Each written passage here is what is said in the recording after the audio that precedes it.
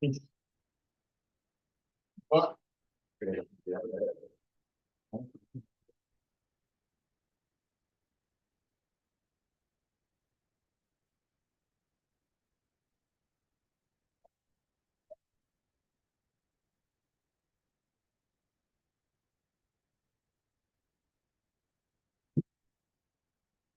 Well, we've met. I'm Buck Haynes.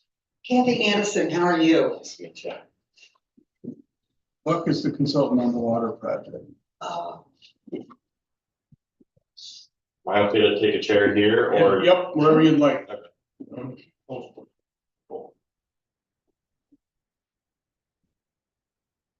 I'll set that screen up back here.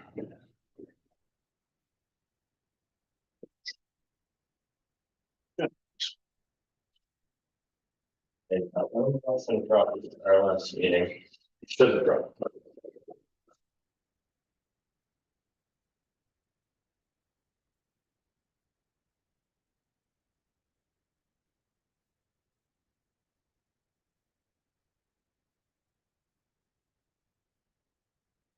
Driving out here, I expected there to be more snow here based on Webster, but not too bad. No, it blows over here most of the time.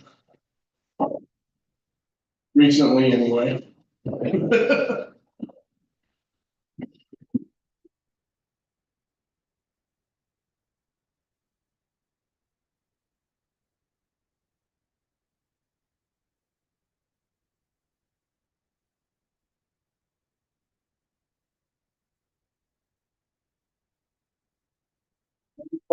He is on his way.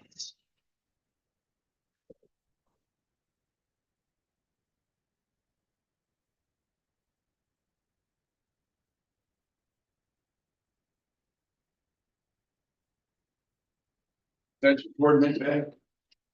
Oh, good. You know, I'm sure. I'll answer this. Yeah, so. Okay.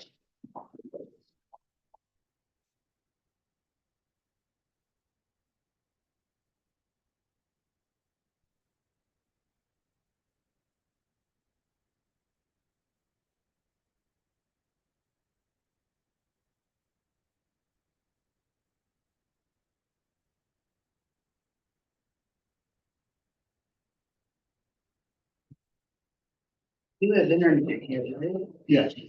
It's that report, the ambulance report, it's not it.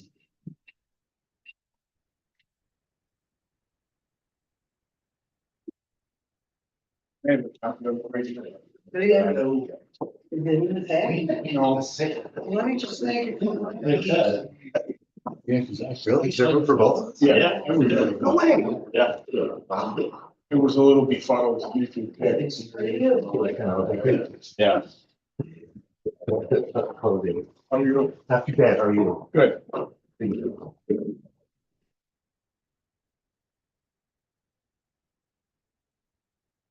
All right, it's gonna shine directly in your eyes. I'll put it right in there.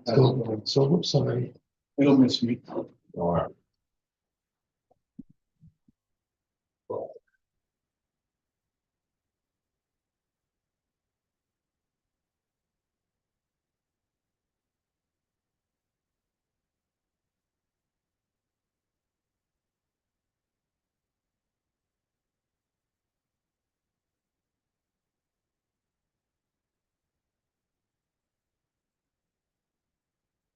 Yeah. Hey.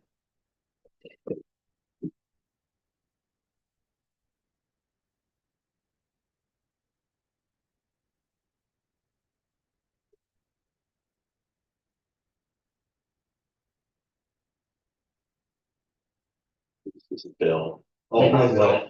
Nice to meet you. Nice to meet you.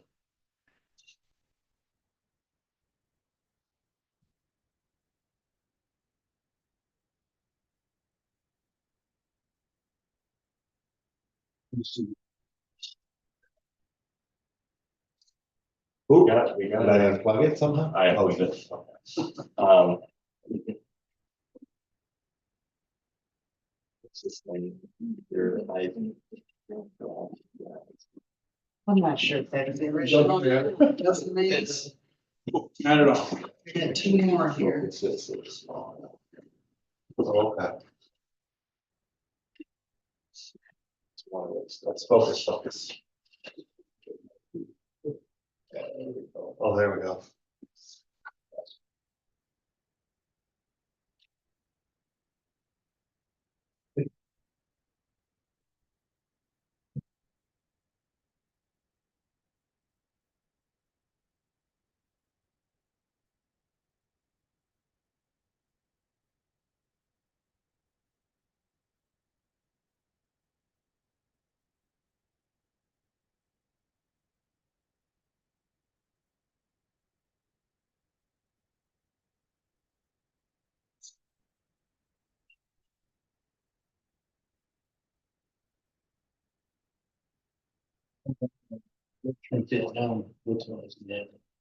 Yeah, we got it shrunk down as far as it'll go. It'll go. Yeah, Here, I can, yeah, we make enough space. here, we can do that. Let's take this off. Okay, there you go. Right there. Occupation. Ah, good. Then we gotta do.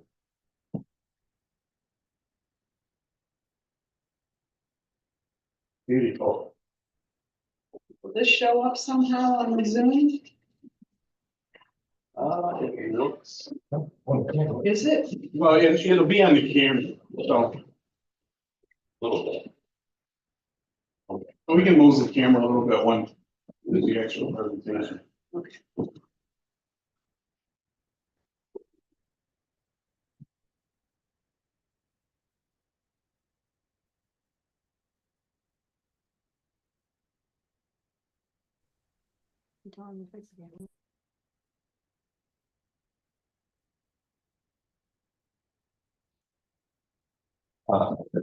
Put the PowerPoint on my desktop. And we want that presentation to show up on Zoom. Yeah.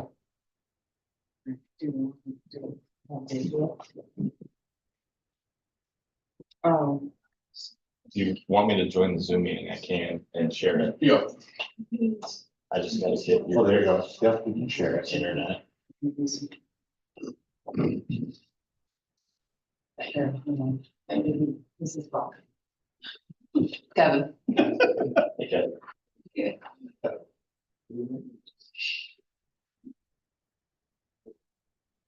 So I don't have your Wi-Fi yet, and then I can join Zoom.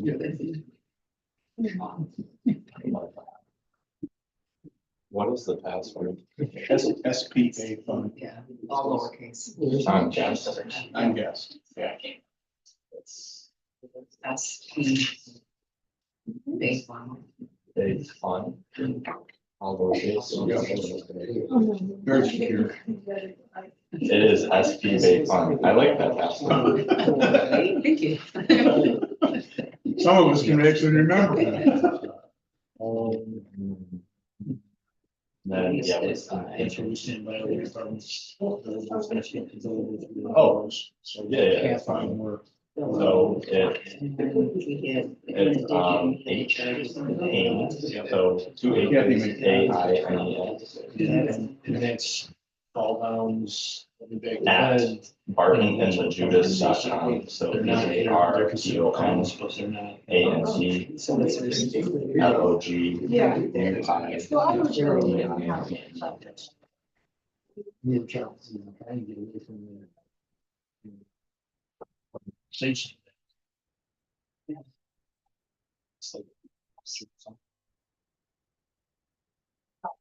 Perfect.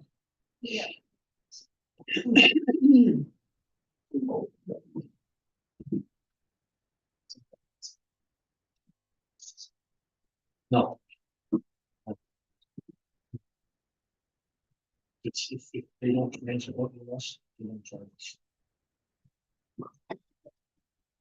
Please stand for the pledge of allegiance. I pledge allegiance to the flag of the United States of America and to the republic for which it stands, one nation, under God, indivisible, with liberty and justice for all. Welcome, everybody. First, I'd like to introduce Craig, who's on the screen, just his name. There you go. Oh, I would see this. Hi, everybody. There he is. He's been a resident for several years down on Craig Street, and he's been appointed to take Bud Bristol's place on the board. And I look forward to seeing all the great things he does as a trustee. Thank you, everybody. So our first order of business tonight is to approve the minutes from December 19th regular meeting. I make a motion to adopt the second. Second. All approved. Aye. Say aye. Aye. The next is to approve the organizational minutes, which we also did on December 19th. This will get updated with which name under the open categories.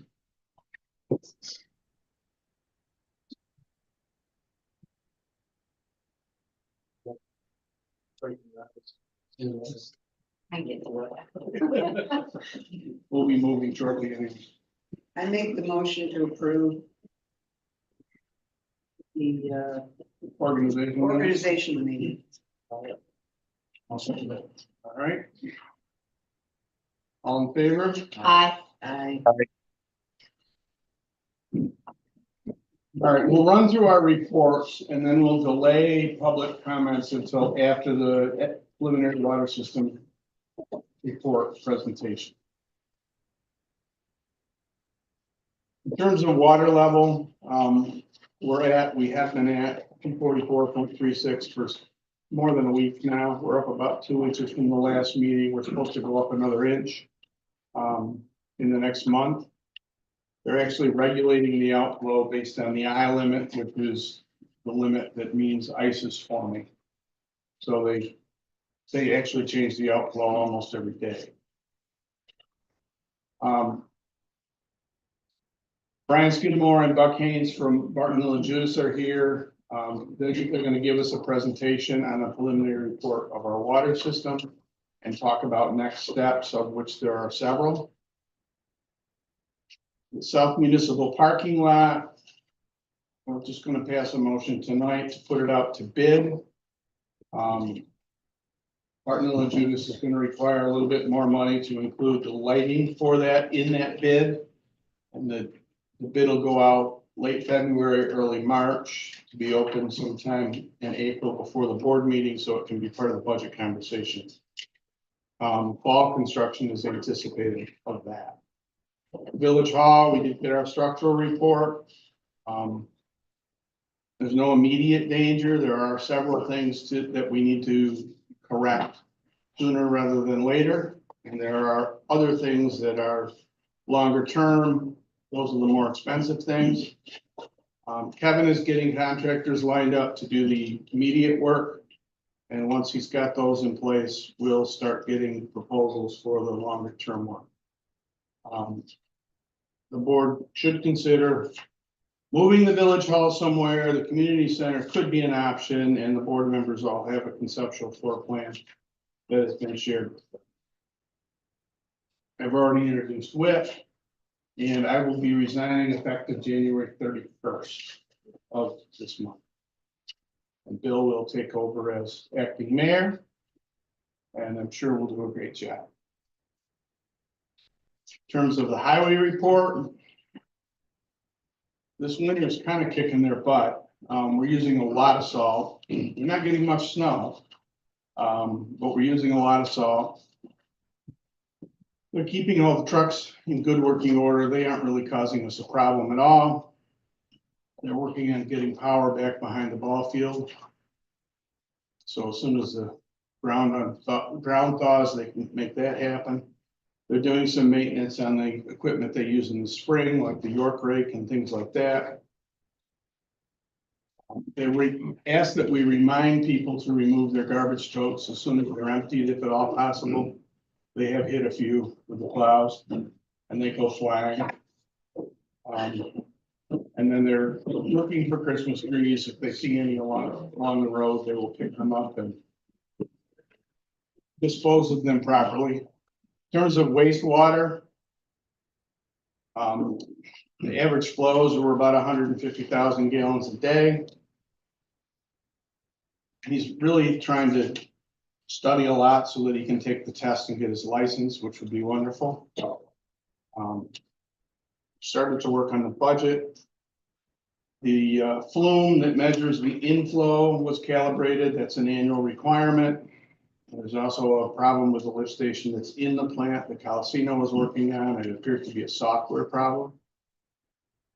We've had trouble with labs. Both the water department and the sewer department have a lot of testing requirements that the state requires. The lab that we had been using in the wastewater department for years closed down in June. We switched to another lab, Pace Labs, and they can't keep Sodus straight. They can't keep water and wastewater straight. So we're moving to yet another lab, ALS Labs, next week. Unfortunately, every time they don't send us back our results, we have to report to the DEC that we're out of compliance. And while they understand what's going on, it doesn't make us look good, so. He's still troubleshooting some issues with South Shore One lift station.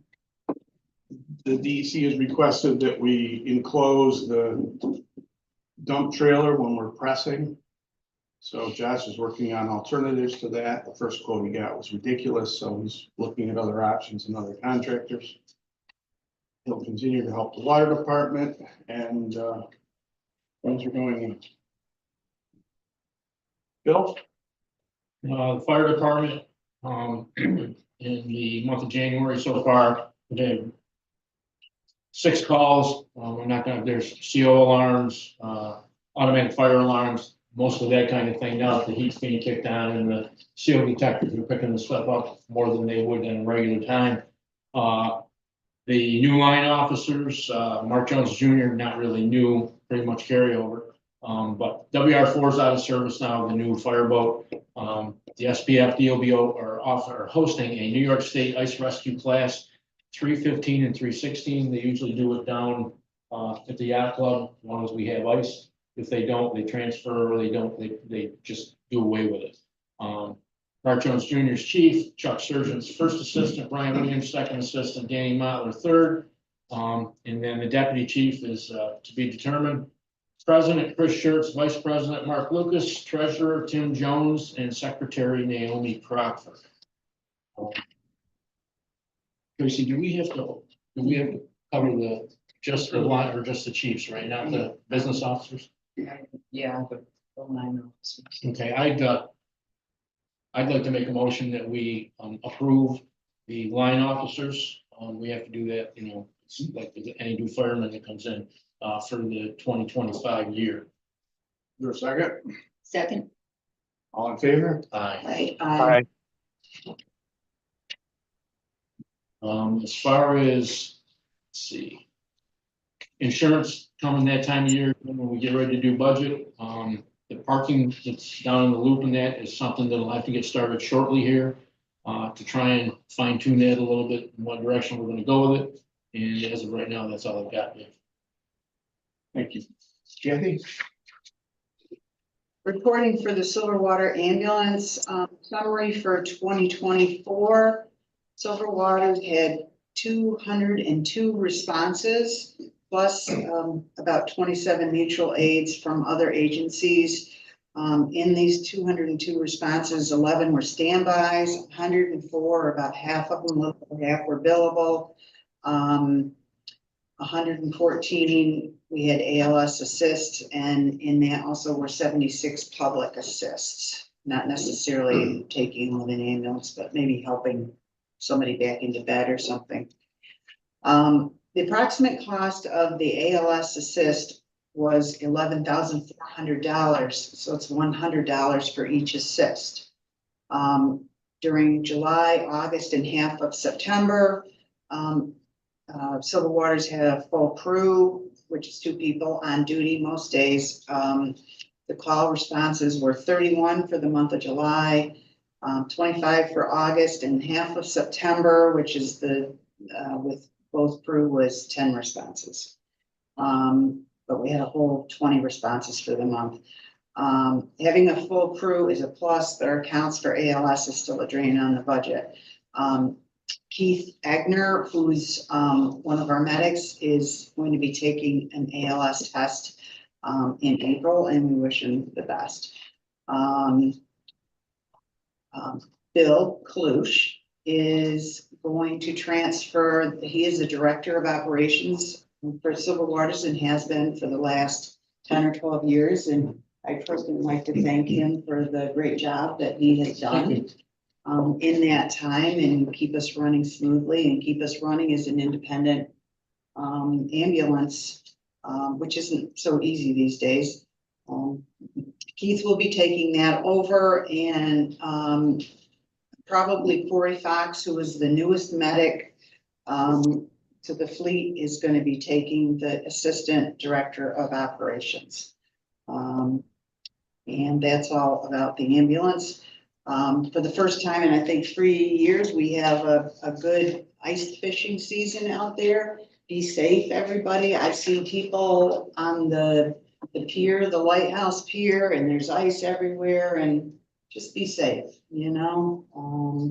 Anyway, and that is my report. And I want to thank you, Dave, for your time as mayor. I've only been on the board a little over a year, but I appreciate all the help that you've given me and your guidance and leadership in the community, and wish you the best for the future. Lori? The LWRP information is all filed in the office.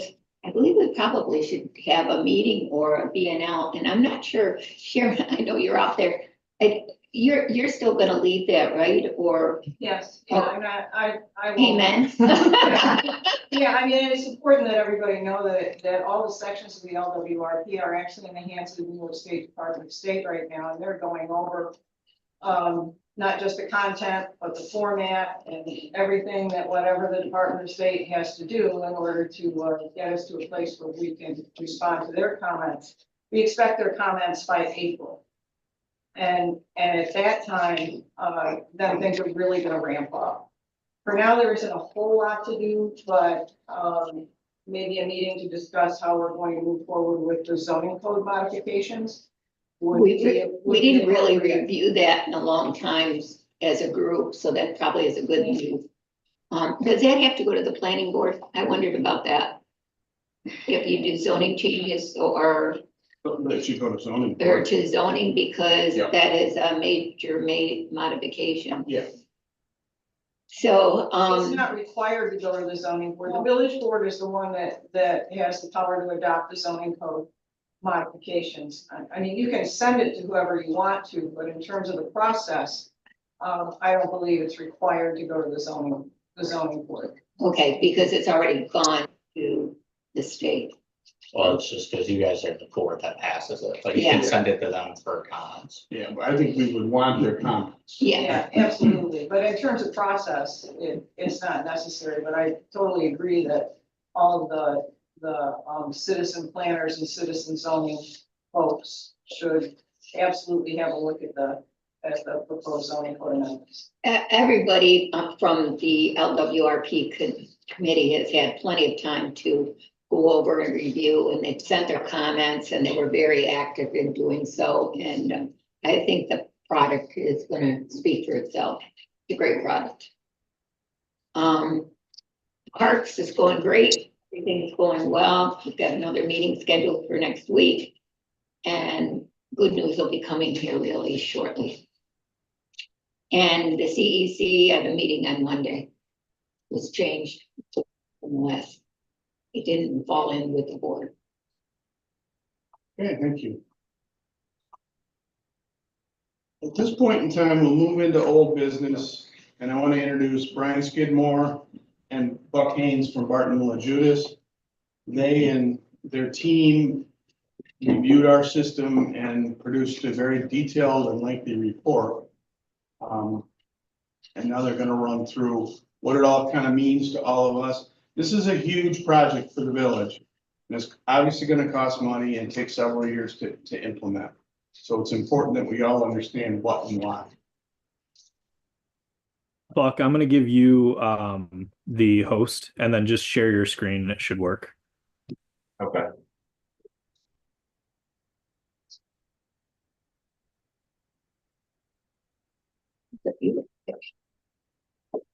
All right. Our marketing team picked up some outfits next.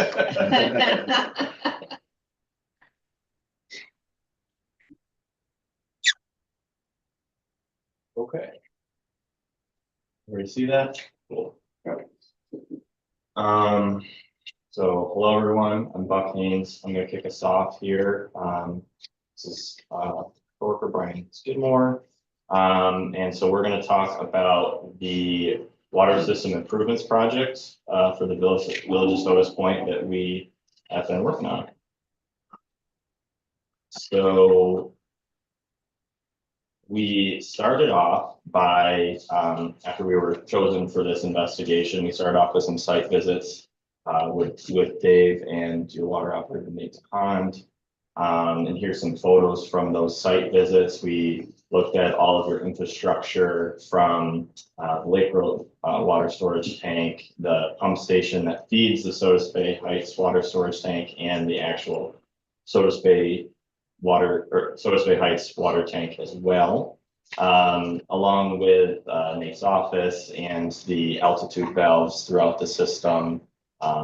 The various other areas, there's a lot of distribution main throughout the village. And so took a look at all of it, got a peek under the hood, and along with our site visits, we also did some hydrant flow testing to look at the pressures throughout the distribution system.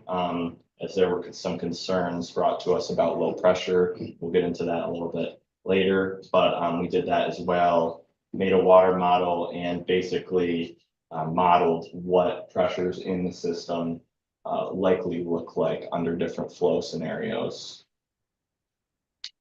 So with all of this upfront investigation, let's talk about what the water system in Sodus Bay or Sodus Point looks like. So it's approximately 13 miles of water main. You'll see that up on the screen there.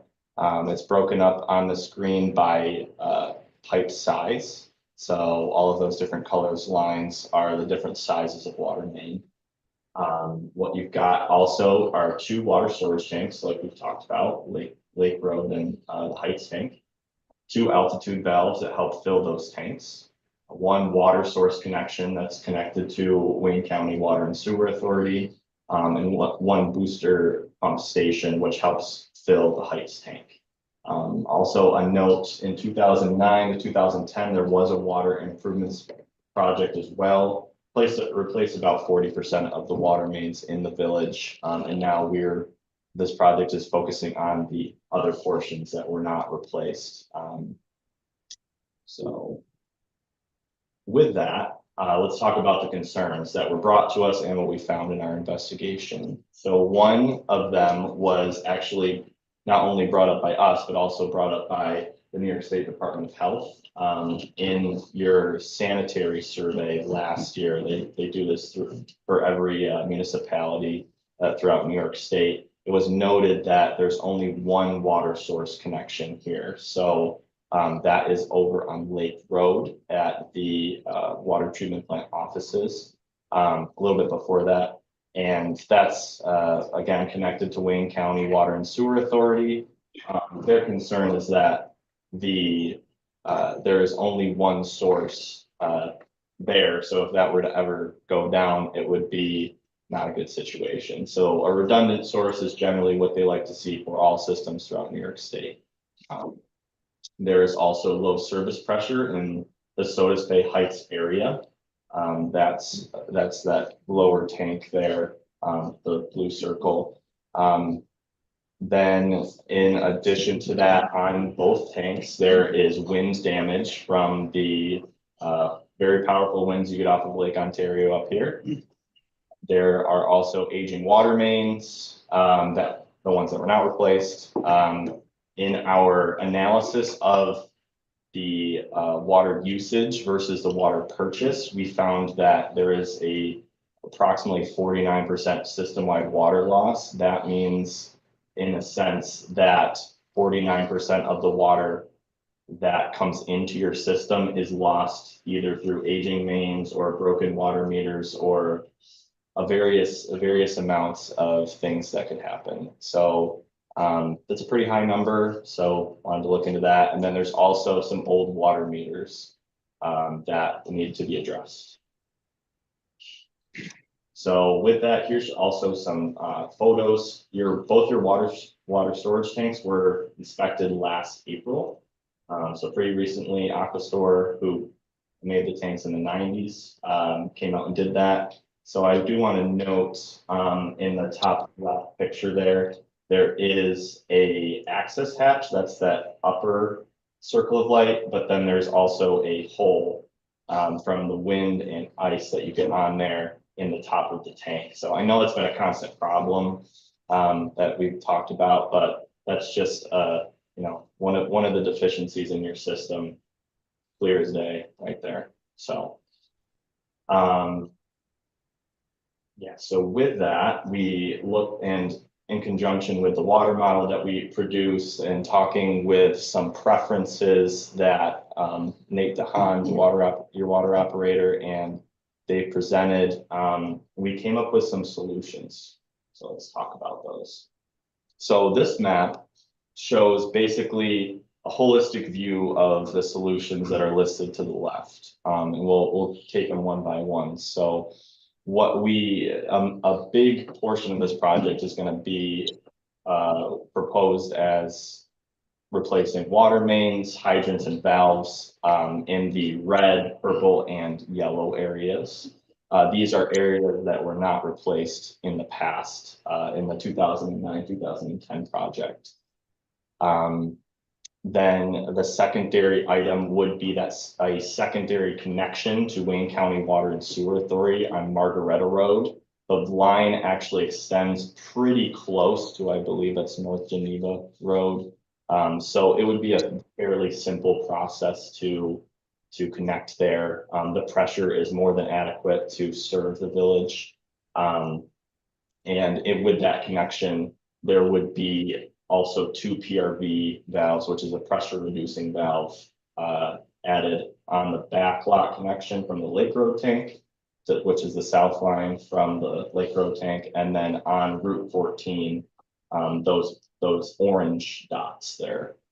This is because the pressure from the Wayne County line is at 120 PSI. You don't want that going into people's houses. That'll blow up some toilets and sinks, so that wouldn't be good. And so that'll help reduce the pressures for the main business district and also just break the system up into 2 pressure zones. The third bullet there is to put a booster pump station on the outlet of the Sodus Bay Heights tank. This would address the low pressure portion of that area. The alternative would be to rate the height of the tank or make a new tank, and that's way more expensive than to put a booster pump there. So that would address the low pressure area. Then the fourth bullet is to lead service lines up to the curb stop. So that is from the actual main to the property line where water service is. This is because of the EPA new lead and copper rule that got implemented last year. Just trying to take any lead pipes out of drinking water systems. So that's pretty standard across New York State. A lot of communities are going through that. And then the fifth bullet is to replace residential and commercial meters to make sure that they're functioning properly. So with this all said, in the report, we presented it as two alternatives. One being a holistic project, being everything on there as shown, would be done at the same time. We also talked with Dave and Nate about some preferences, like I said, and based on how funding is divvied up, it might be best to have a base project with some additives. This would make it possible for there to be bits and pieces of the project done, whereas you could save more money or apply for additional funding into the future. And make it easier that way. So with that, we'll kind of get into how we went into alternative two, which is splitting the project up into some a base project and additives. So the base project, again, based on preferences and what we found in our water model, and kind of also what the DOH would like to see is that connection, secondary connection on Margaretta Road over on the left-hand side of the screen.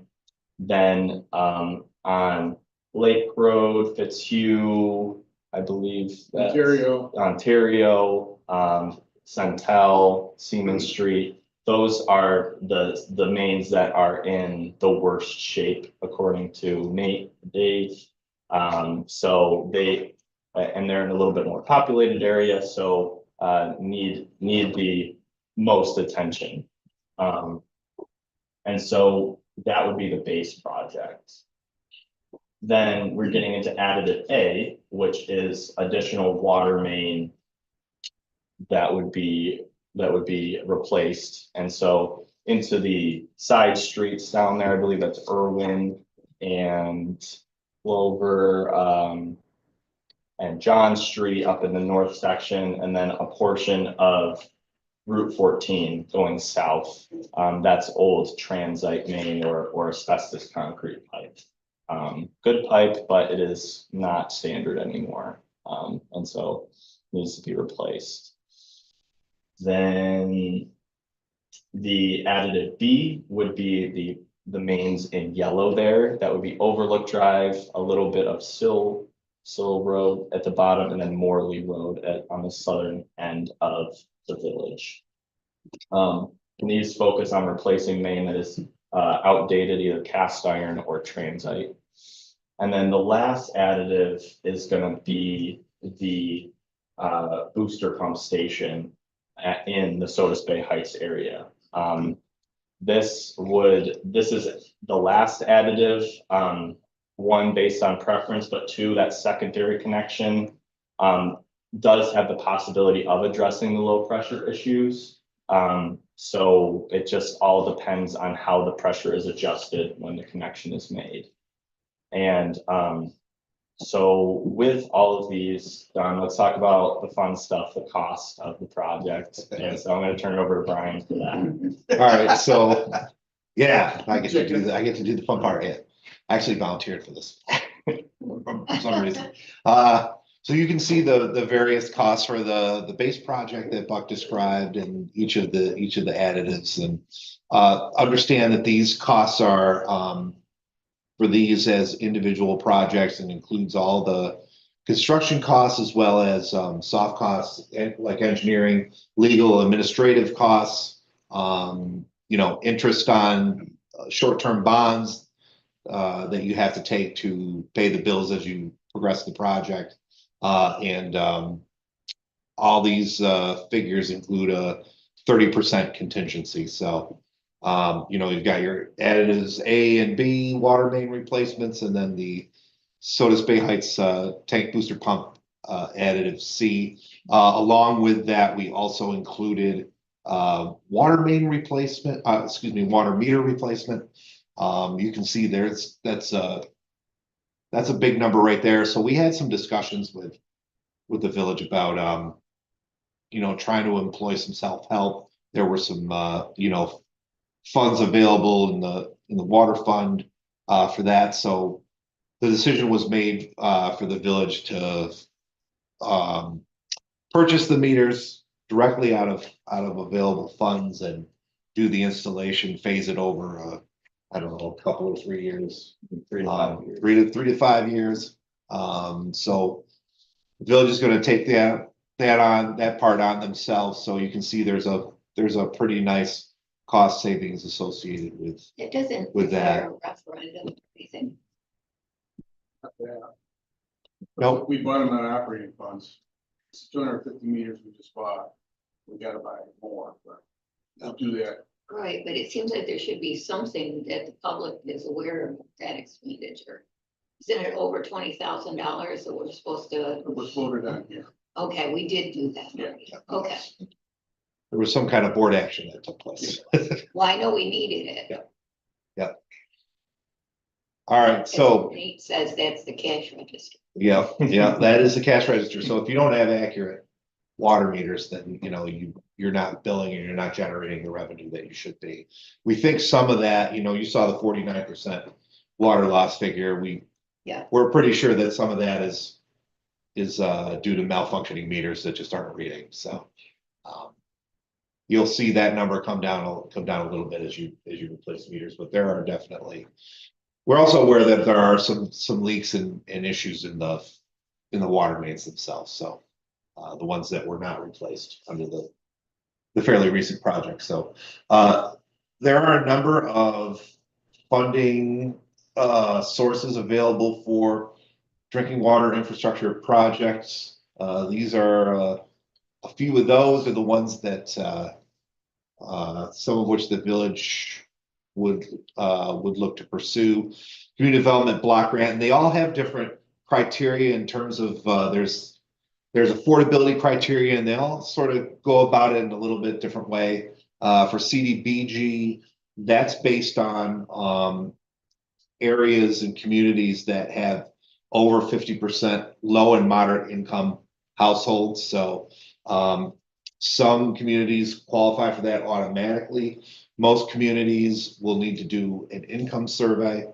So that is something that the village is taking a look at. EFC, they have a hardship program for low income communities, and that's based on a certain percentage. I think it's 80% of the statewide median household income. You would qualify for their hardship, which includes interest-free loans and potential grant. With the bipartisan infrastructure legislation that was passed back in 2021, I think it was. Basically, that SRF program that EFC administers, that's EPA money from the emanates from the Clean Water Act that's authorized on an annual basis. The amount of funding for that program is basically doubled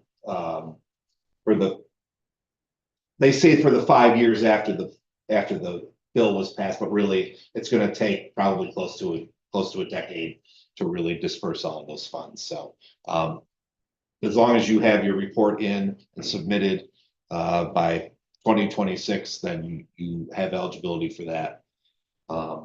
For that enhanced part of that SRF program. And then the third item under EFC is the WIA grant. That is actually New York State money. New York State established a Water Infrastructure and Investment Act program for water and sewer projects. So there's some state money available there. There aren't a ton of grants available through SRF for hardship.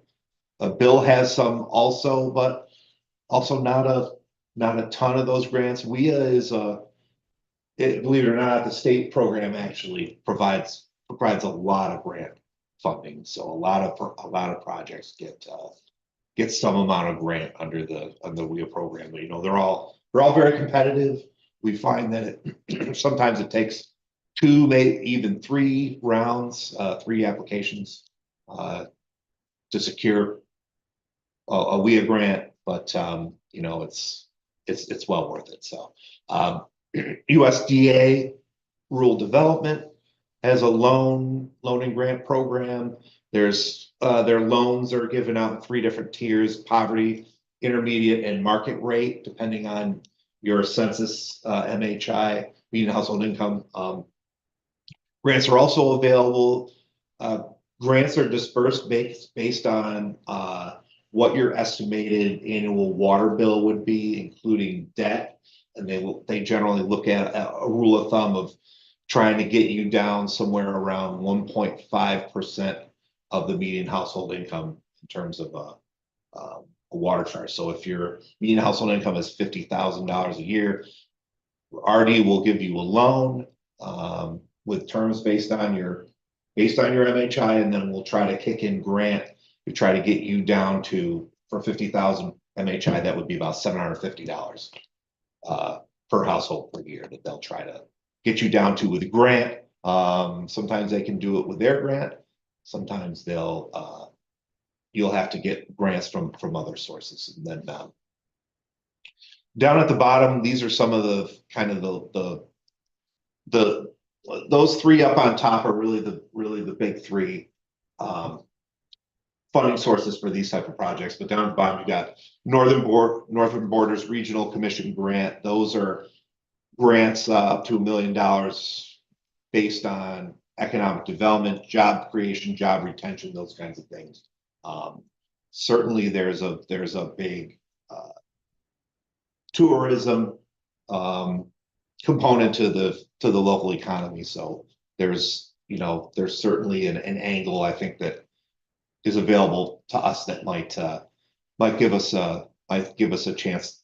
They don't give out a lot of those grants. They fund less than 10% of all the applications they get. So usually that's a little bit of a long shot, unless you have a project that directly, is directly targeted at, bringing a new business or something like that. If you had something like, Micron is probably a poor example because that's obviously a huge thing, but something's coming to town and you need the water and sewer infrastructure to support that. That's the kind of thing that MBRC is looking for. But they will give grants based on, job creation, retention, and, preserving aspects of the local economy. So there's also the HUD housing program that would usually come into play, something like with the new lead and copper rule, the lead service line replacement program. That's a vehicle that could be used for individual homeowners to be able to replace the privately owned portion of their water service if it's found to be lead. That's a program that could be used to defer that cost specifically for specific households that qualify based on income. So, and then there's the congressionally directed spending, which is basically a fancy term for what we used to call pork barrel spending, which was banned for a period of time, but it's back. And so all of your local congressional representatives, as well as your two senators in each state, collect applications, project descriptions, and they sift through them and pick a few lucky recipients, and that goes through committee in Congress, and then goes into the federal budget, and then at some point eventually they actually pass the budget, and then you get grant money. So I happen to have a project that we were fortunate enough to get that grant. They haven't passed the budget yet, so we don't really have bird in hand at this point, but I'm sure it's going to happen anytime. So, but that is most of that money comes through the state and tribal grant program through EPA. So, the next slide. This just kind of gives you an idea, based on the whole project, and different varying levels of grant and based on, I don't know what loan terms we assumed in this scenario. I can't recall. Yeah, it Was was it like an RD? it was an RD loan. Okay. Not the poverty Not the rate, I don't poverty think, rate, yeah, yeah, the- okay. Do any of those grants require a match or anything? And if that's the case, Some of them do, yeah. then if we buy the water meters at this point, does that make it so we can use that amount? Or if that's already expended? That's already expended, but you'll get your match through the loan, through the portion that you borrow.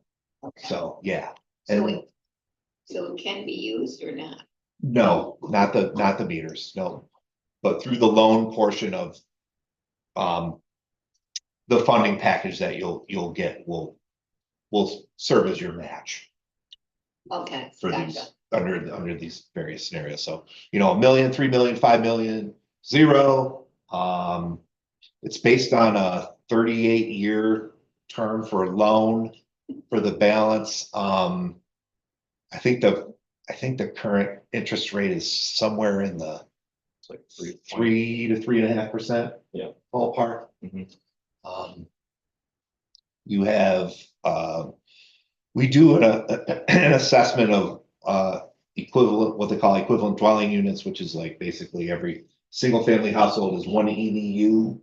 And then we look at like how many equivalent single family households each, you know, non-residential, commercial, industrial, institutional, properties, represent, and add it all up. So you've got about a little over 1,000 EDUs. So take that annual debt service, that basically that mortgage payment divided by the EDUs.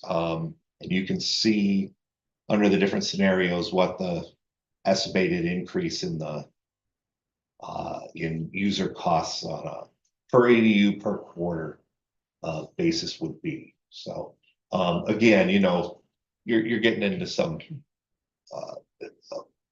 so, you know, a significant cost impact on the users. And that's kind of, you know, look at these numbers, and that's kind of what led us to take a look at some priorities and try to look at some phasing of the project. And that's kind of what Bucket presented with the base project, and then some of the additives, trying to sort of minimize some of the cost impact and trying to, you know, look at focusing the project on the really important stuff. If you had pumps for each house where we have the low water pressure, would that take care of it or not? Some of the residences do actually have pumps in their basement to help with that. So I would say yes. I mean, not single you out, Sharon, but you could probably speak to this. I don't think you can spend public money on Right. private pumps. Right. No, but can you create a water district? No. The you- village. no, you can't. You can't do a water district in a village. Yeah. When you have a village, that's the water district. You can't create another water district in a Right. village. So just for guesstimates, since they're picking on you, Sharon, what did it cost you to put that pump in? No, I don't have a pump. Oh, you don't? I Oh, Scott has a pump, Pressure? and he can tell you. Yeah, 8,000, 9,000. 9,000? What do we got, 100? great. We got 100 houses? Yeah, so I mean, if there was let's say I spent $9,000 on a pump. I'm not gonna do the math right here, but at $120 a quarter, it would take a long time to pay for that. Yeah, So I wouldn't have maintenance costs. I would rather have my water bill take care of the water pressure, because at the end of the day, that's a village responsibility. We're losing 49% of our water. That's gotta create some kind of pressure problem too. yeah, I'm sure that does. Yeah, and we're paying for a 49% water loss, so I don't know how that's gonna translate over time in terms of savings, but I would hate paying the water and sewer authority for a 49% water loss. I agree with that. And the booster pump additive was a little less than $1 million. So So, $9,000 times 100 is $900,000. yeah. Yeah, that's why I said 9,000 times 100. You didn't have to pay the guy that put in the pump for prevailing wage rates. No. And you didn't have to have, you know, professional engineer sealed drawings and specifications, and they have to go through a bidding process and have insurance and the insurance and bonding requirements that we have with public works projects. So, you know, you take that $900,000 that I just said, and you can pretty much double it. And that's what it would cost to do that under a public project. And the So, lifespan of that would be 38 years or more. the pump in your basement? No, the No. other one, the one that you are recommending. The one that we're recommending, yes. Yeah, Yeah. and what would be the maintenance cost to maintain 100 pumps? Right. Right, yeah, a lot. Yeah. And So- scheduling yeah. that. I mean, you'll probably have to replace that pump in 20 to 25 years, but just the pump. Well, Other infrastructure that's gonna crumble. If you don't do the work. That's right. That's just Well, yeah, and that's the one purpose portion of of the this. project. One of the other things we talked about, when you were here the last time, was that second hookup that we're gonna have for water that the Department of Health says, which is basically what do they call it, hot box or whatever, at Margaretta Road. When that feeds that line down Margaretta Road, at the bottom of the hill down near 14, is that gonna help the pressure Yes. up above? Yeah. So Yeah. if you put that gate valve or whatever you want, hot box, I don't know what that is, but I'm going with what I was told. That's actually the brand name, yeah. If you put that in and it's gonna raise that up, you may be able to do away with the pressure pump at the tank. I mean, in reality. Your pressure actually down in that area actually does meet the minimum, like barely, Yeah, but it's, you know, it's not That's the great. problem. Your It's shower, not great. you don't get good showers, you don't have a lot of water coming through your faucets, and so, yeah, Yeah. technically it's not violating any right, health code, but but just looking at that, yeah. you know, It's you not a talk very about high that, level of you service. talk about that pump station up on the hill. Yeah. If there's a way to, not maybe, I don't know if necessarily avoid it is what we're looking at, but if there's a way that water off of North or off of Margaretta is gonna help Mhm. with the pressure on the hill. Yeah. It could be offsetting penalties. That's in Yeah, part why I- it's the last additive. Yeah, That's what I heard, Right. and that's the reason that the booster pump station is added at number 4. Is Right. because, you Right. wanna go through the other ones to see if the connection on Margaret Road actually does any kind of pressure improvement at the heights. yeah, yeah, so, yeah, the secondary connection is. I won't say, they didn't use the word mandatory, but it was a Highly highly encouraged, suggested. yes. Repeatedly. Yeah, so the state would like that to happen. And based on our water model that we did put together, there is a pressure increase based on that. Based on that connection. And I know the other day when we were talking about with some of the smaller jobs that we have, like Irwin Street, that kind of thing, it's possible that we could have our own water system boys, Nate, and may have to hire a couple of guys, but they could put that in at a heck of a lot cheaper rate than what having. Yeah. So, Just the meter. It's possible that that could be self-funded. Yeah. Yeah, just exactly. that, yeah, Yeah, definitely. No, that's a great point. so, Yeah. That's a good. you know, that's another place we can kind of curb things a little bit, is if we get our own people to do what they can do. I mean, you know, we Yeah. can't expect them to drop everything in one place and go to another, but we So might do that.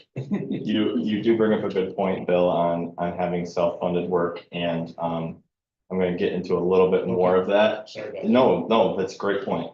I'm not upset about that at all, but do you wanna talk about Yeah, we schedule? can roll to the schedule quick. So this is kind of a, like, under a best case scenario in a perfect world where we get all the fund, secure all the funding during this current funding cycle coming up this year. So we have date meeting today, the preliminary engineering report along with our asset management report, which we'll go over the asset management report here next. Those are due to EFC mainly, but to funding agencies in June. I think that deadline is actually May this year.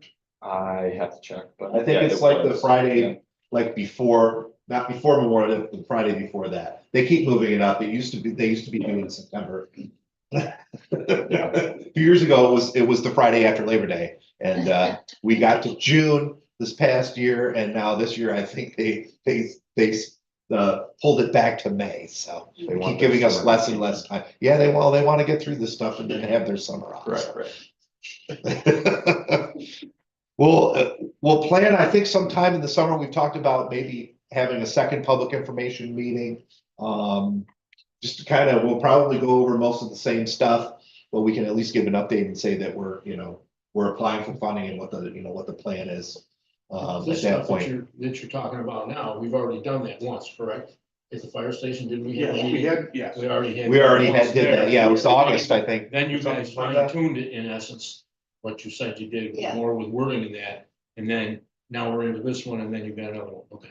Mhm. Correct. Then if we get showered in grant money, that'll happen, late fall, November or so. this year, and then we can start designing January, submit plans for review, for funding agency, regulatory agency, permitting agency, review, in the fall, and then, look to bid it, late winter, next year, or, excuse me, 2027, and then start construction. Ryan, Yeah. It would it be a good idea for the village to now meet with their congressional representative now that we have a plan in place? Yes, I it would. would like the sooner the better. Yeah, the sooner the better. That program, like I said, it's pork barrel spending by another name, and so it's That's why. Schumer's been helpful. it's very political. That's why we should. And you have to, the one that I've gotten is for a project is a direct result of the mayor, making multiple trips to his congressman's office and pestering him and being being the squeaky wheel. Yeah. So, and that's what you gotta do. And getting them out To get it out. to visit the village and see the direct result of a project like this, that's where we've also seen success. If Yeah. they can come here Yeah. and see. That's how we got the money to fix the East Break Ball. Mhm. And it really was residents writing letters and calling Schumer's Yeah. office over and over again. So we have asked, and I think it went on the village's website, if I'm not mistaken, or maybe not. We had basically a suggested format for a letter that residents could download, print and sign and send back to basically express support for the project. So I think we're still collecting those letters, the more the better. And that's a huge piece. We typically will put together a little 2 or 3 page summary with a couple of maps that you can take with you to meet with your congressman, and we'll certainly go along with you in that meeting, if you like. Yeah, That's key for that particular program, because it's, all these funding agencies, all these programs have established like project scoring criteria and stuff, and there's no scoring criteria with these congressional directed spending. It's very nebulous. Whit, you raise your hand. Oh, You're muted. wait, you're muted. You're. Everything. I'm taking care of it. Hold on a sec. Sorry, I had to take ownership back. I'll get back to you in a second.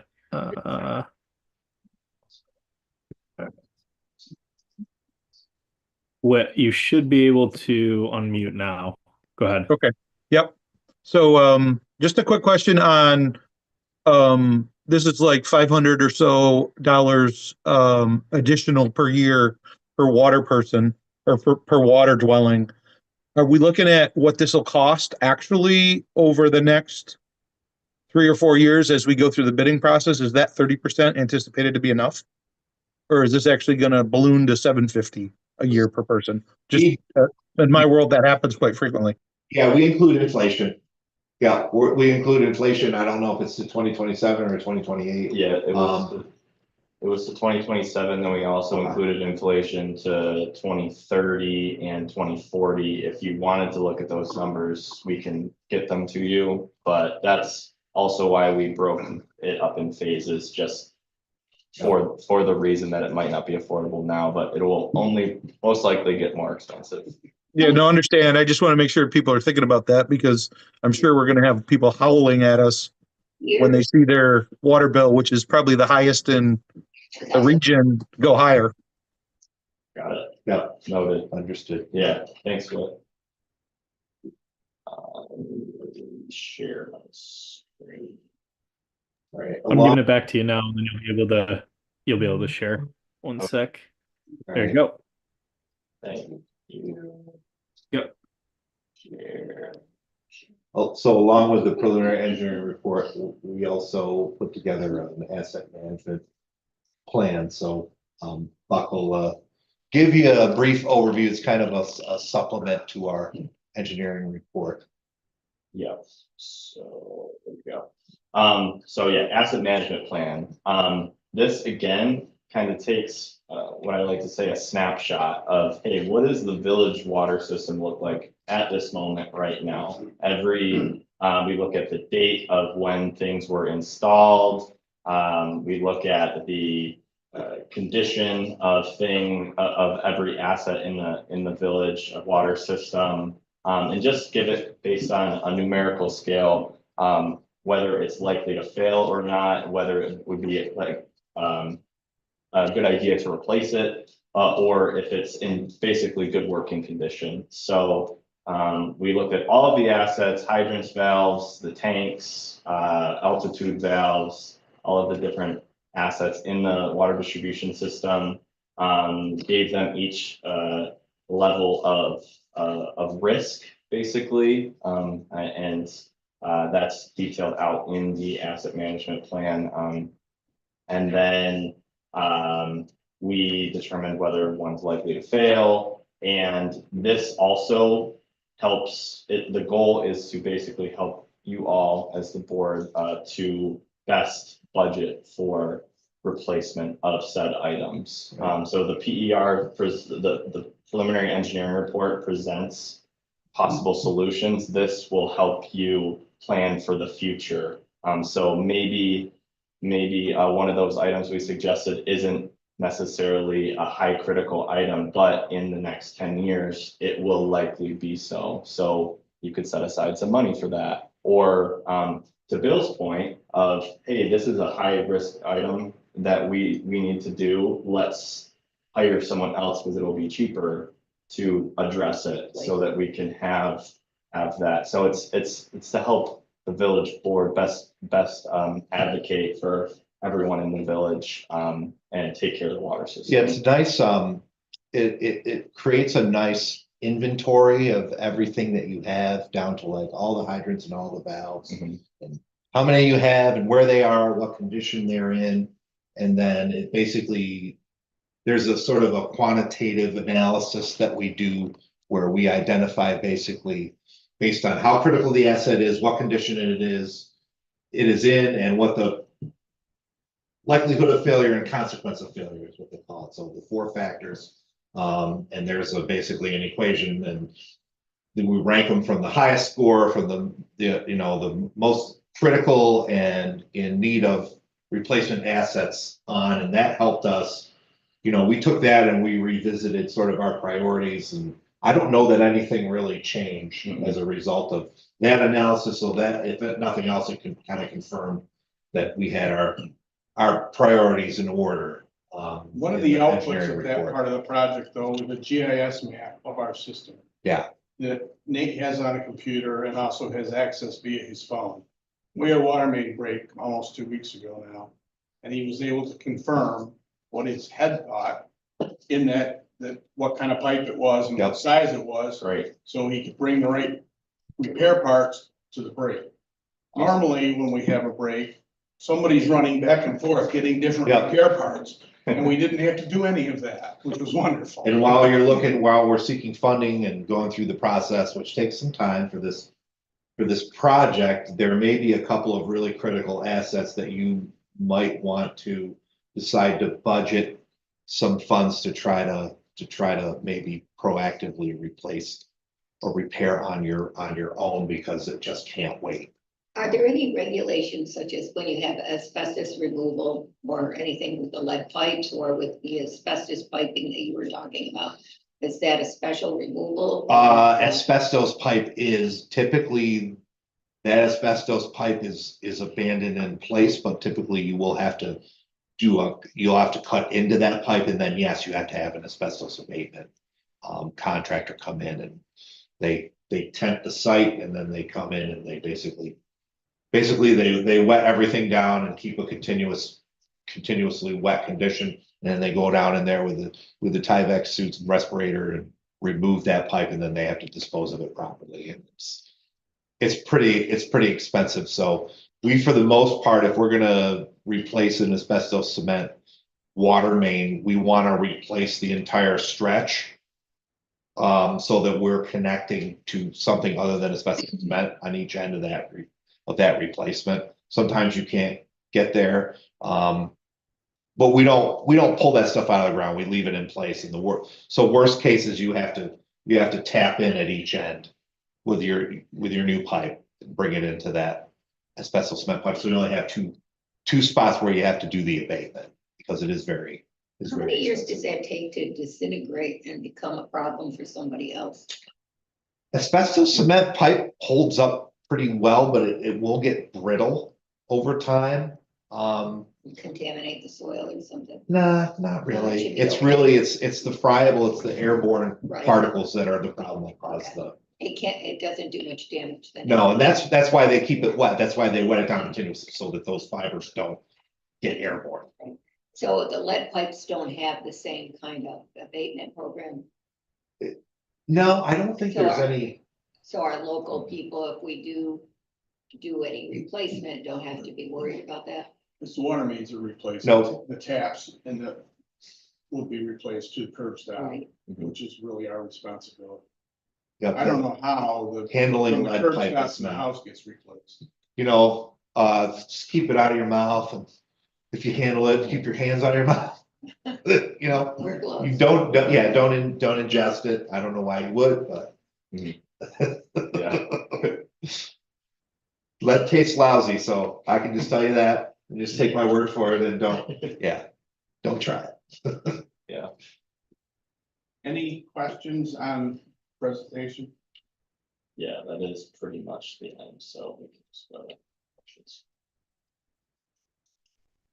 In terms Buck, I'm of, gonna take ownership of it from you. Go for it. in terms of moving forward, we need to accept the report as a board. In December, we did part one of the seeker and declared the village board as lead agency. They've provided in your packet our parts 2 and 3, which would, if we do them tonight, will complete the seeker. In order for Barton and Judas to continue and apply for all the funding for us, we did get a proposal or an addendum to our current proposal this morning that require additional $20,000 that we will not vote on tonight. We just got it and Tracy needs to be able to find the money. The water budget is tapped out because I thought we budgeted the meters this year and we bought them. We actually budgeted it last year and we didn't budget it this year. So she's had to find the money to cover that, which she's done. But now we need to find a little bit more.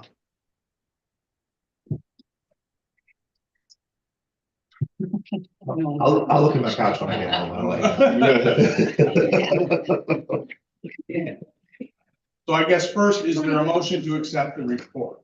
I move that we accept the report. I'll second it. All in favor? When we accept that report, it means that we've accepted the report. We haven't moved on to anything. Yeah, other there's than no- we get yeah. ready to do. We don't do anything as a result of what you just approved. It's done. Yeah, it's just kind of closing that Yeah. sort of that first phase of the Right. project or our work. So we can tonight do parts 2 and 3 of the seeker. They can also be done next month. There's not an urgent Yep. need to get them done. Hopefully next month you can vote on spending $20,000 to have them continue and work through the grant writing I would funding just process. point out, Dave, real quick that 15,000 is associated with like funding assistance, project development there, but 5,000 of that is actually an on-demand, basically budget at an as-needed basis or as requested for us to assist with keeping the lead service line inventory up to date. Okay. So that's, spend it if you want to, or as Nate asks us for assistance. Yeah, there so was that's some, breakdown. a list of homes that you guys gave, that we can do, which shouldn't take very long and just update the inventory, but. Yeah, like Brian said, as needed going forward. So what's the mechanism here? You know, we have the options, the full project, $11 million project versus pulling out the additional. And what's the mechanism that the house is gonna move forward? The mechanism would basically be, we're gonna go in this year and we're gonna apply for grants based on the whole project and basically see how we do, and if we don't get the necessary grants or get less than the amount that we need and that the board feels makes the project affordable, based on the terms of the loan that you'll receive an offer for, then that's the point at which, late this year is which we would decide, okay, we're gonna go in next year and just go for the base project, or maybe we'll do base plus one of the additives. So Does Barton and LaJudas then become the site manager for that, or does the company that you hire become the site manager? How does that work? during construction, we would have a resident project representative. So we would have somebody on the job full-time. Typically, we set them up. Either the contractor, as part of their contract, will set us up with a field office, or we'll rent an empty office space somewhere in the village if there's one available.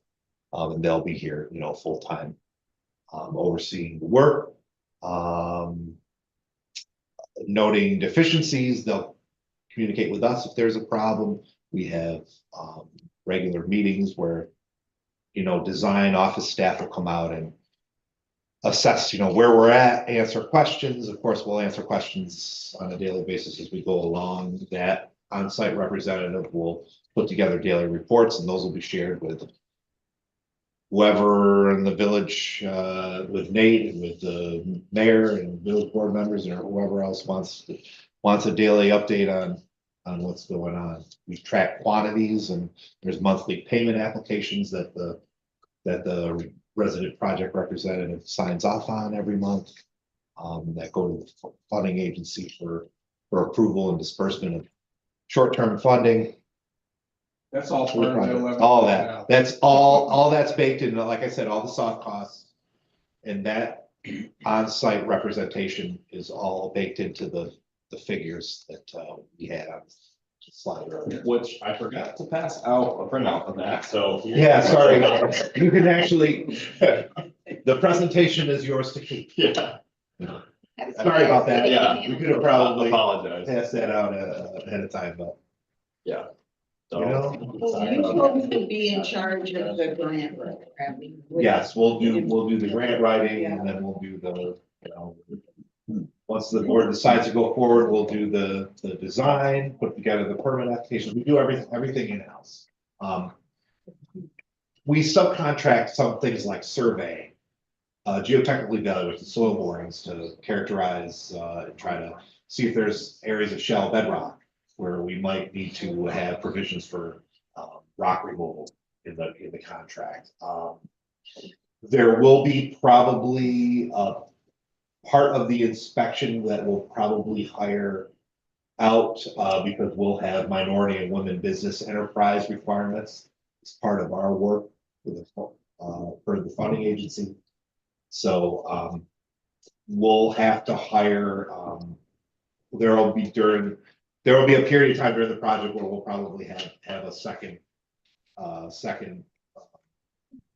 on-site person there that'll be hired from a minority or woman-owned business to try to meet our goals for that. So trying to think if there's any other services. Easements, you get into easements, our surveyor, you need to take care of that. So all those are the survey, soil borings, supplemental on-site representation will all be through minority and women-owned consultants. We have a really good group of consultants that we work with that are minority or women-owned. We've been working with for years. Some of them like that for the engineering architectural work, or several of them are former B&L employees, people that we've known for, that I've known for 20 years. So Okay. No, Besides your parents, you probably don't know. yeah, nope, sorry. There is, we also, if, I know that the village has done income surveys in the past too, we do usually hire someone to Yeah, help with that, that. that's not something, well, it's technically, it's kind of considered a conflict of interest if we. Yeah. If we do the income survey. Yeah. So that's something that, Yeah. you know, we would obviously want to affect a certain outcome for that income survey, so. Yeah. The village would hire a consultant, we have somebody that. Does a great job that we can recommend to We didn't you, want to. but you would contract with that person directly, and then they would handle that. But understand that you guys have done that before and a little. In our little latest, wary. Yep. census, we might be wasting our time Mhm. and money. Yeah, well, that's the reason why the census, the issue with one of the issues with the census is that it doesn't. They do a poor job of capturing, residents that rent particularly, so if you have a lot of rental properties, apartment buildings. A lot of people that rent tend to have a little bit lower incomes, and those often are not captured in the census, and I've seen it, we've seen this numerous times. Having said that, you know, I don't know, but you don't know until you try it, it's not a huge investment. I don't know if we've gotten a quote from like G&G on something like that, you know, it might be $10,000 for that. Which I say that like it's. Yeah. pocket Yeah. change. So just, so Tracy, you know, find another $10,000. All right, We also, do we want to do the seeker or do you want to defer that to next month and read through it? They wrote a lot and it's very clear. Yeah, it is. But you might want to take some time and read it and then not necessarily read through it next month, just say you approve it. It's up to you guys. I read it. come on now. Was that phone? It doesn't matter to us. Yeah, there's no urgency. I mean, let's put it off and Yeah. Let's put it on. All right. Any other questions for Brian or Buck? Thank you very much. Thank you. Thank you. I don't mean to run, but I have to, get my daughter, I have to rescue, some poor Girl Scout mom from my daughter. Oh, you're very spirited. That way. We all have them. She's a redhead, so, and she definitely, yeah. Thank you very much, y'all, we appreciate your time. Thank you. Thank you very much. Great.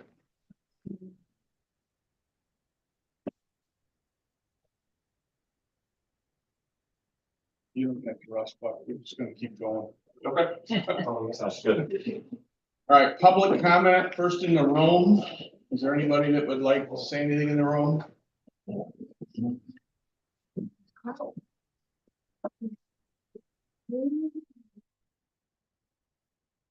Like I say, that just think, you were a wonderful man. Oh, that's awesome. So nice to see you. Give him a little. Good morning. But you're the best thing for Sodus Bay. You knew the ecology of the bay, you worked hard to make sure that the bay was protected. All the green infrastructure downtown, it's just so, it's a shame that nobody really understands what that is. And that will live for years and years, and that's gonna help the health of our area. You know, we are the asset of Wayne County, and without Sodus Bay, we're nothing. So that is really great, and Dave, you had a great vision. It's just so unfortunate that this village hall would have been paid for already, right? If we would have made a move downtown, like we had planned. I know it was, people reacted to it wrong, but, you know, here we are, we could have,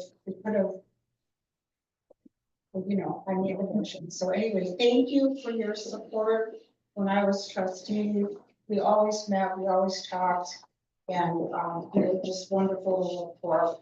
I'm sorry for the people that live here, but some of them treated you terribly.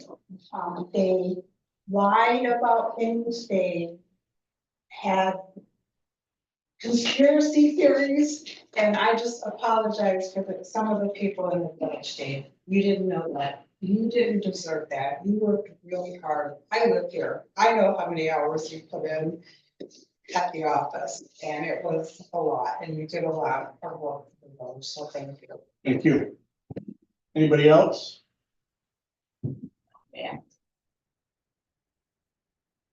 So I want to register my thanks to you, Dave.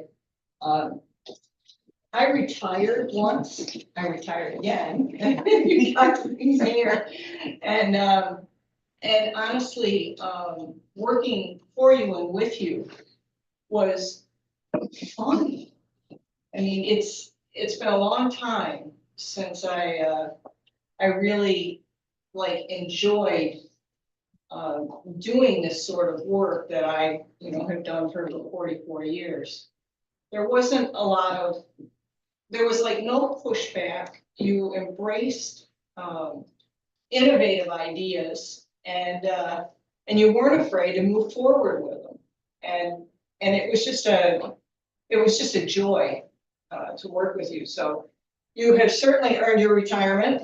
Your tenure wasn't without controversy, and honestly, you handled it with as much dignity and grace as anybody I've ever worked with. Sometimes I don't know how you bit your tongue for so long, and I'm surprised I didn't see blood coming out of your mouth. But you did a bang up job. And I look at all the stuff that's in place now, and this village is actually fully prepared to move forward in the future. This water study is the latest example of what I like to refer to as preparatory planning. You put together an active transportation plan. There's a market study for the downtown. We're almost done with our LWRP. All of these things have been and will be approved, have lists of projects in them, and are fully prepared to be funded. So congratulations on a job well done, and don't be a stranger. Thank you, and thank you very much for your help. If it wasn't for you, we wouldn't have gotten a lot of this stuff done. It was a great partnership, and Yes, it was. thoroughly enjoyable. So look out. I know where you live. Yeah. You take right there, yeah. You know that pressure pump? Yeah, come up with an ambulance. No. I just want to say thank you and congratulations. I know how public service can be now. I think the 5 years that I've been in with you, I think we've gotten along well and we've done some things together. And I appreciate your help on certain things, especially down here. The Sodus property that they're in, the village of Sodus. So I just want to tell you thank you and enjoy your time. Thank you. Lori, we got you 5,000 for your Willow Park, and Kathy, I think it was 2,500 for the tours. Thank you, For the thank you. food today. Thank you. All right, anybody else in the room? Anybody online? Kevin, can they unmute? Yep, they can unmute now. I just turned it on.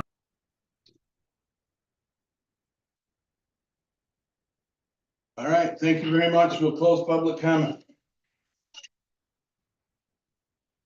The next order of business is the fire department door renovation. And there are two sets of quotes. The first to enlarge the opening. There's a bid from Modern Masonry for $3,500. And there's a proposal from Restart Solutions for $6,000. I make the motion, they're apples to apples, even though one's pretty well displayed out here, but as far as building a tent around everything on the front and that type of thing, so that they can do some network with both of it is and that. It's the same for both of them, except for the cost. So I would make a motion to go with modern masonry.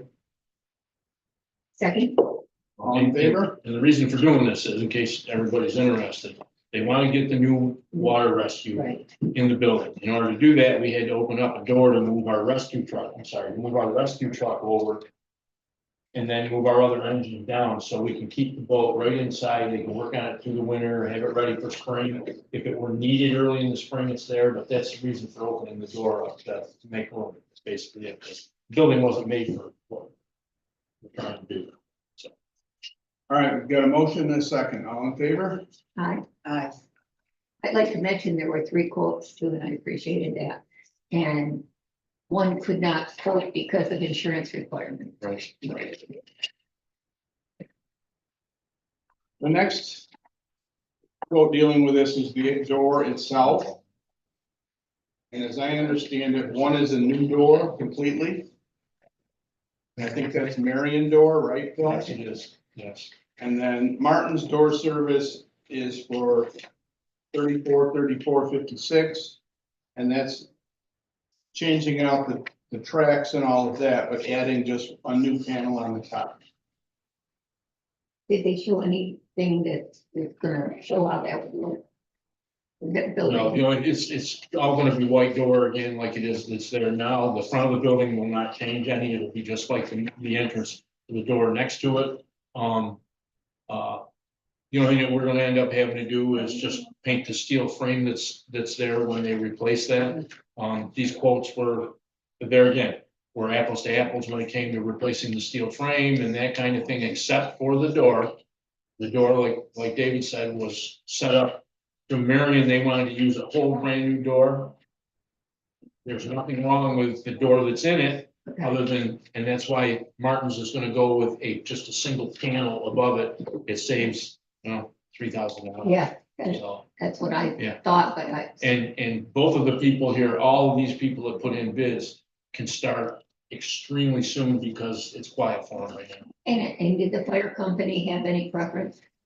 No, they just want to get it opened up so they can get the boat inside.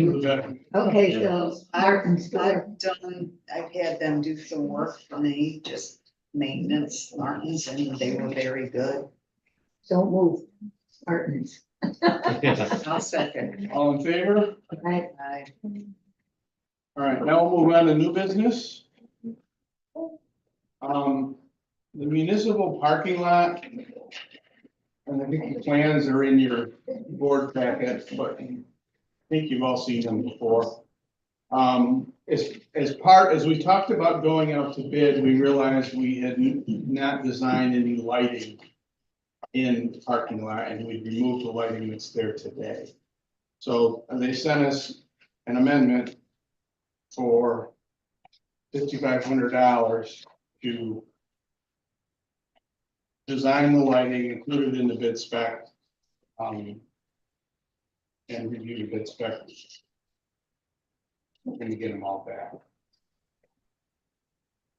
well, we need lighting for sure. Yeah. Did they put this in line with the playground and stuff as far as, I mean, we're due to break ground and it looks like we might be able to, actually, it looks like we can in September, hopefully September 15th. At this point in time, so we had the area that was planned to have the park, and I love the fact that we're gonna do this parking lot, so I'm totally for that. But I wanna know if we need to do something more than, and I have a little money to have B&L. We're gonna work with B&L to do the playground as agreed, but should we be bringing them on board for the, not a dock, but the porch, like the all accessible area there for that at this point in time, or? This project is gonna be barely affordable as is. Okay. I wouldn't add a thing to it. But we would pick up the tab for that. That's what I'm Well, then saying. it should be separate from this project. But, Because this project is estimated at $500,000, okay, and that's money we have to find in our budget. wonderful. appreciate it. I know it needs to be done, but, so what I'm looking for is just basically, if you need us to do that so that it's all planned for or done at the same time, I think we can do that. Okay, thank you. I move that we accept this quote of $5,500 from Barton and we'll do this for the lighting. For a second, I'll second. all in favor? I, Aye. The next is a resolution to participate in Wayne County Fire Service Mutual Aid Plan. We do this every year.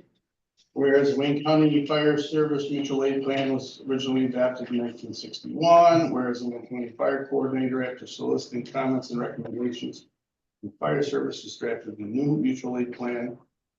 Whereas this plan has been reviewed, edited, and approved by the Wayne County Fire Advisory Board and adopted by the Wayne County Board of Supervisors on October 15th, 2024 by Resolution 587-24.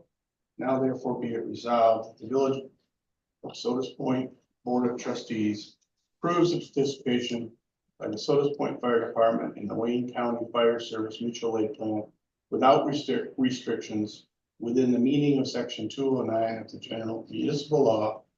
And be it further resolved that copies of this resolution be filed with Wayne County Fire Coordinator's Office. I make a motion that we do that. We'll sign it or whatever we have to do. You have, I think you have to sign it, don't you, David? Yeah. Just to make- I'll second. All in favor? I, Aye. Our wastewater system consists of several generators, the numbers you can come with. And we get them serviced every year, twice, to make sure they work. They change the oil, they check the battery. And there's a checklist of things they do. They run them. They do run every week as well. Colosino has done it for years. Their quote is $4,066. Josh was able to find another company out of Bridgeport, Power Generation and Industrial Engines, for $3,999.48. So a little bit less. how big are these generators? They're huge. Okay, I mean, the one behind the firehouse, 40 kW. And then we'll run the fire hall, this building, that It building. doesn't run this building, it runs community center. okay. No, it's not, yeah, that's okay, but this one's not yet. It's big enough. It could, yeah. Before we take off. That's quite a difference. From where do you move this? $67. 67. So we should stay with the one we have. We've been happy with them, right? Policies, right? Or not, we're not happy with it. We do know, my dear. Josh is the one who you guys should be talking to. The wastewater. They have done an adequate job. They are often more expensive than everyone else. But are they reliable? Recently, not so much. Okay, well They're then, not dealing with this end of their service, but with their wastewater stuff. well then we should go for bid and give them a shot. If we're not happy, I mean, Colosino has a great reputation. I've always had good luck, but I also know that can change with personnel and through the year. Does anybody have any experience as far as any other towns, villages working with this company? I don't know of any. Well, you got one in Wayne County, and you got one in Bridgeport, New York, and I would prefer to go with the Wayne County group for $67. On the same token, if they're not reliable and they're not doing the job, Well, Did Josh have a recommendation? What did he, like? he did not specify that to me.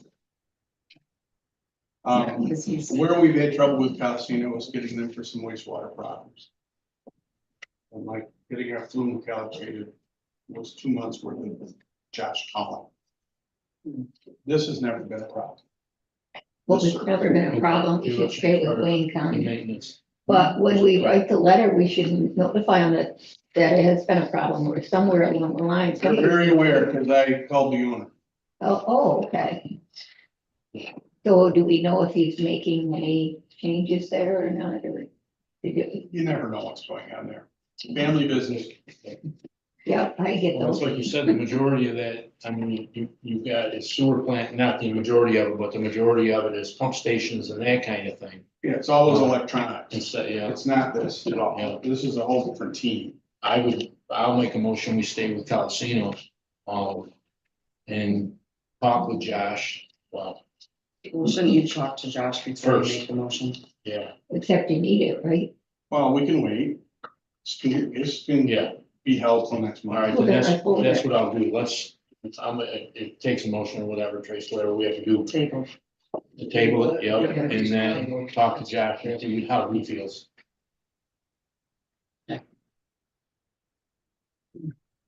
Okay.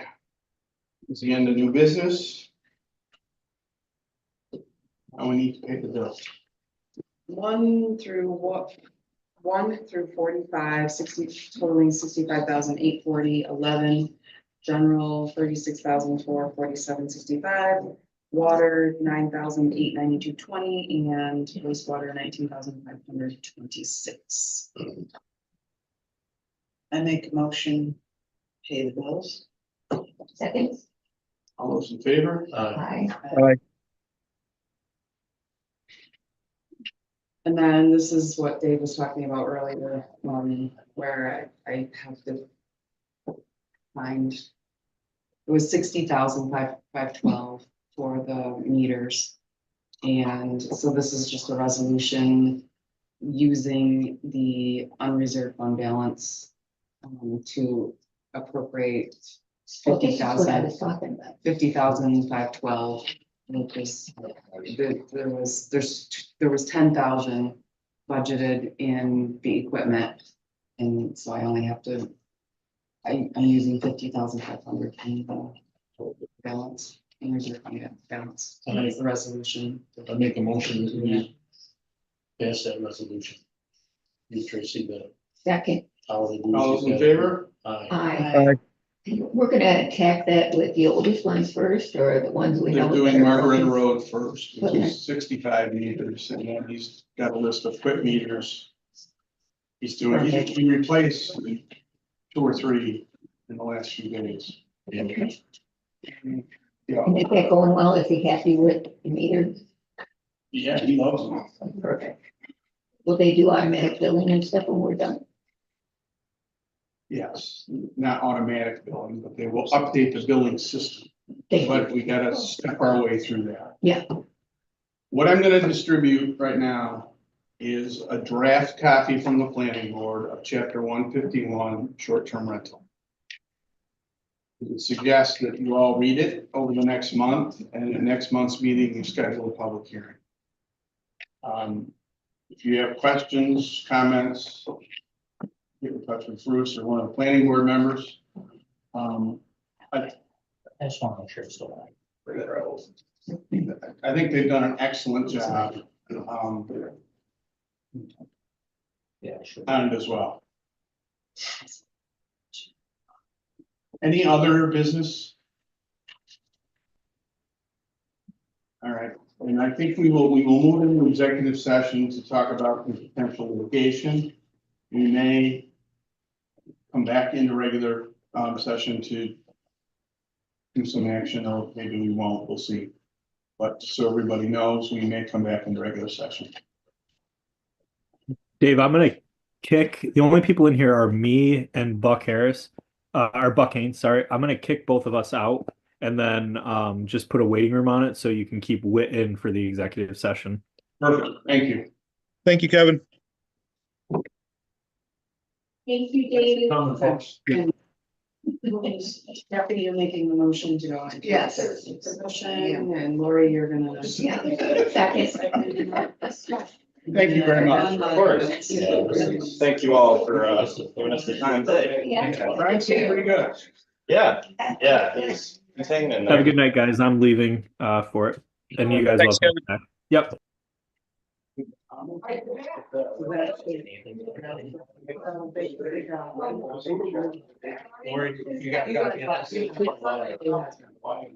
Yeah. Dave, real Before I leave, I forgot, stop streaming on YouTube. You have hosts now, so you can choose stop streaming for your executive session. Let's make sure it stops. Are you talking to me? Yeah, Dave, I'm talking to you. Click stop streaming on YouTube Oh, for your executive session. glad you keep track of me. It's in the Zoom tab. You're going into, you go back to your Zoom tab, and on your Zoom tab under, I think it's more, click stop streaming. I think that's what it is. Or there should be a button there that says stop streaming. No, it says recording, streaming. Yeah, and then streaming and then stop. Now the top one, isn't it the top one? Live streaming. Now the top one.